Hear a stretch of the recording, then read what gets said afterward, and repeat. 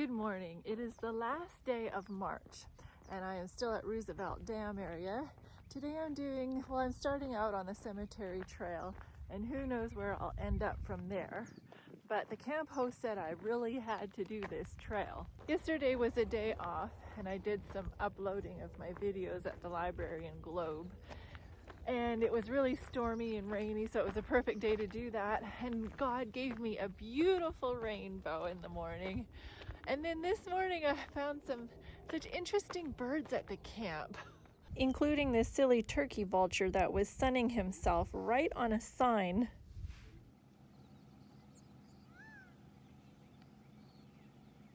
And then I even think I saw a roadrunner in a tree. So, I mean, I don't know my birds, correct me if I'm wrong, but that was pretty cool. Lots of neat birds around here.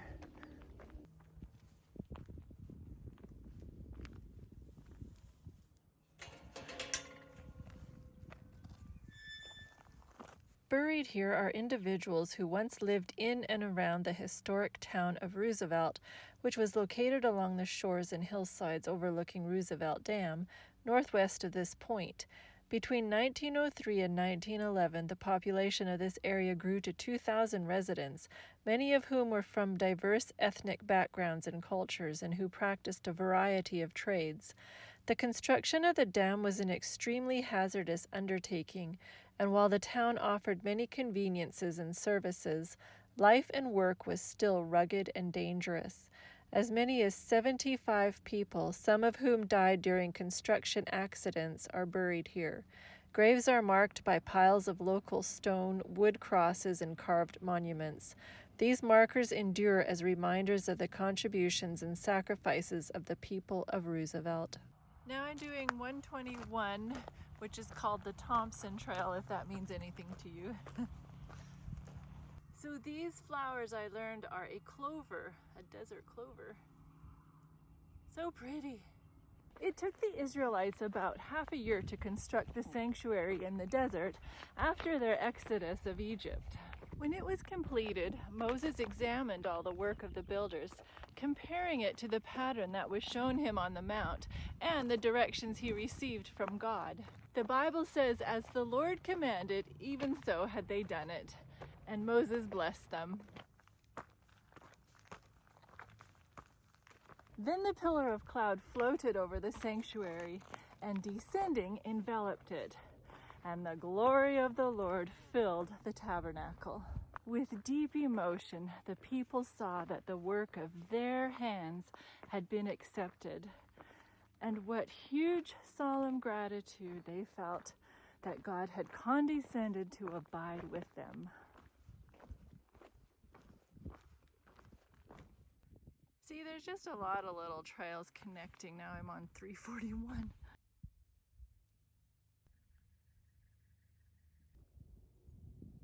This just seems like a really pretty picture to me. So this trail is an old road apparently right now. But it's still pretty. You can't go wrong in these mountains. Wow, I love the globe mallow.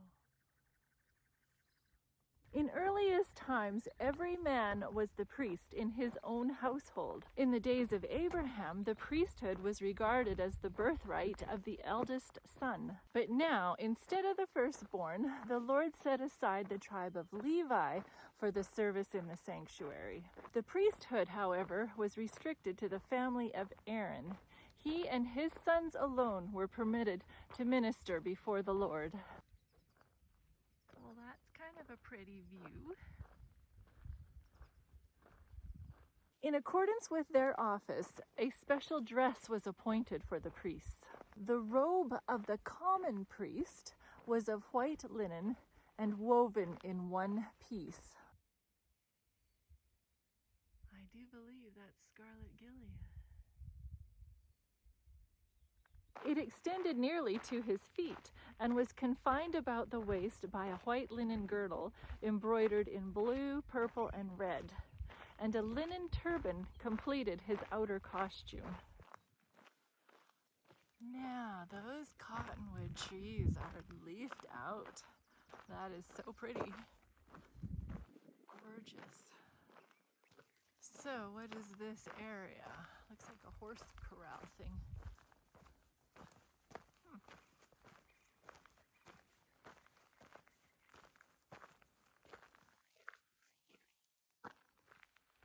Oh, you just gotta love the springtime.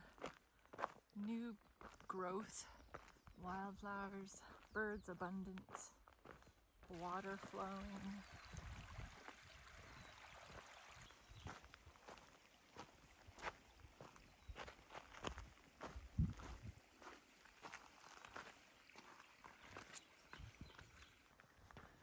Fraser Trailhead. I don't know. There's just way too many options around here. Oh, I guess I'll go this way.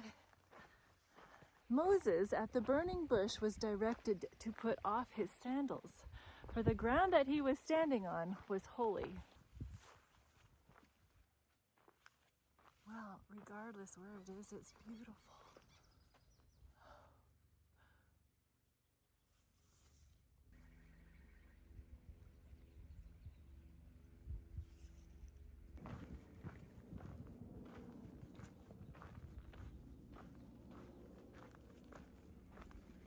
So the priests were not to enter the sanctuary with shoes on their feet.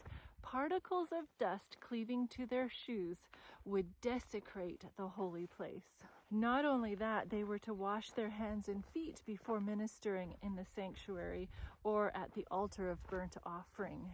Thus was taught the lesson that all defilement must be put away from those who would approach into the presence of God.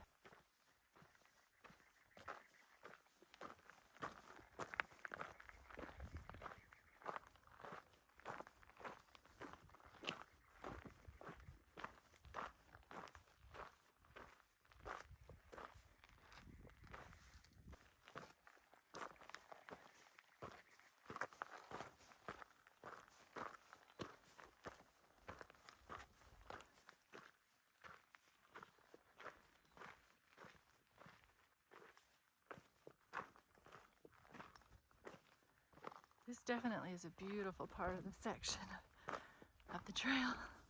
The garments of the high priest were of costly material and beautiful workmanship, befitting of his exalted position. In addition to the linen dress of the common priest, he wore a robe of blue, also woven in one piece. Around the skirt, it was ornamented with golden bells and pomegranates of blue, purple, and scarlet.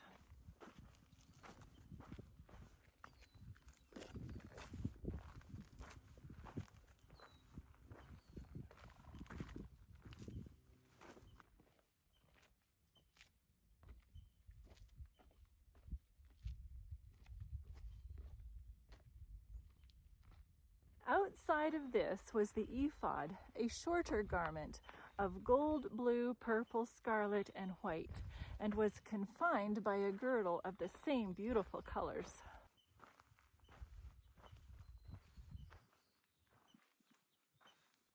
Oh, this is a cool canyon I'm going into now.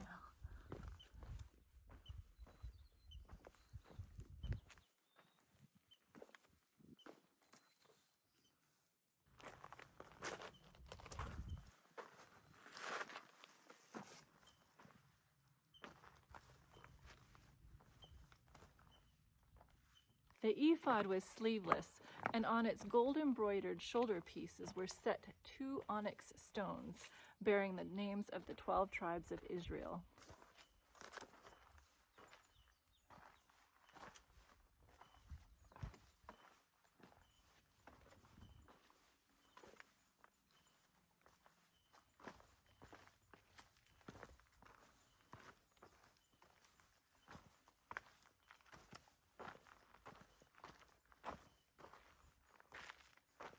Over the ephod was the breastplate, the most sacred of the priestly vestments.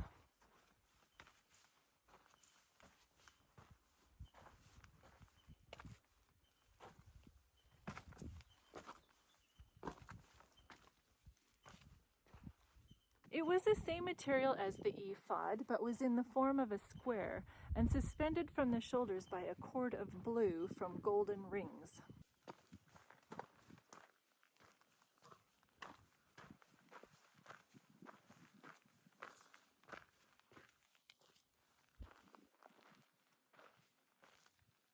The border was formed of a variety of precious stones, the same that formed the 12 foundations of the city of God.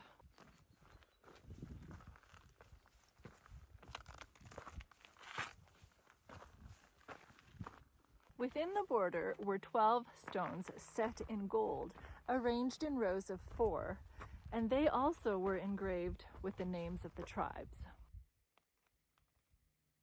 The Lord's direction was, "So Aaron shall bear the names of the sons of Israel on the breastplate of judgment over his heart, when he goes into the holy place, as a memorial before the Lord continually." So Christ, the great high priest, pleading his blood before the Father in the sinner's behalf, bears upon his heart the name of every repentant, believing person. At the right and left of the breastplate were 2 large stones of great brilliancy. These were known as the Urim and Thummim. By them the will of God was made known through the high priest. When questions were brought for decision before the Lord, a halo of light encircling the precious stone at the right was a token of the divine consent or approval. A cloud shadowing the stone at the left was evidence of denial or strong disapproval.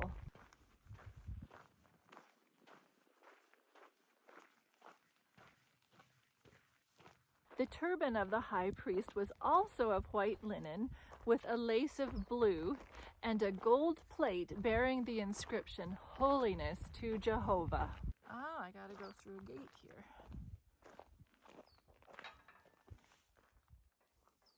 Oh, that's fun. You just pull it. Everything connected with the apparel and deportment of the priests was to be such as to impress the beholder with a sense of the holiness of God, the sacredness of his worship, and the purity required of those who come into his presence. I saw that black thing across the path from a distance, and you can imagine my heart skipped a beat. Oh my. There must be some livestock somewhere. Well, it looks like I'm coming to some kind of civilization. Still a pretty picture.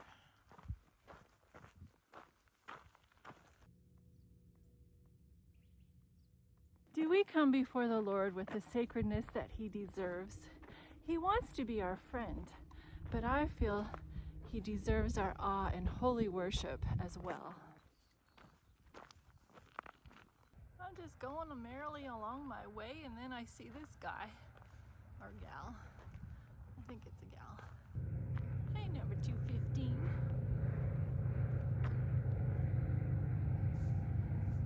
Those are noisy traffic, isn't it? Oh, and we got another one there. Aw. Oh, you little sweetheart.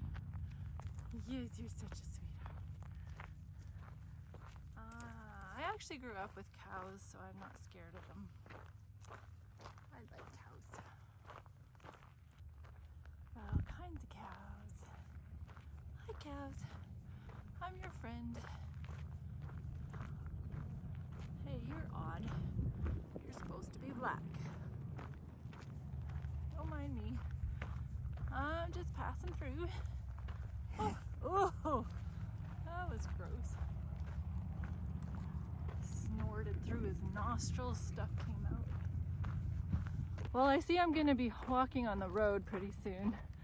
I didn't intend for this to be a loop trail, but that's fine, I don't mind. The healing hiker riding for this trail, well, I'd give it a 3. Has some redeeming qualities, like the history and the wildflowers in that canyon. It was pretty cool on those cotton trees, but it's not something that I would recommend doing this trail in this area. There's a way nicer one that I did before, so I guess I'm comparing it to that one. But yeah, I wouldn't come on it again. Kind of pretty, but kind of busy. It's Friday today, so lots of traffic. At least I got a good shoulder to walk on. Oh, there's my car. I call her Louise, and she's looking good. Looking like she's just waiting for me to get back. Yeah, good condition.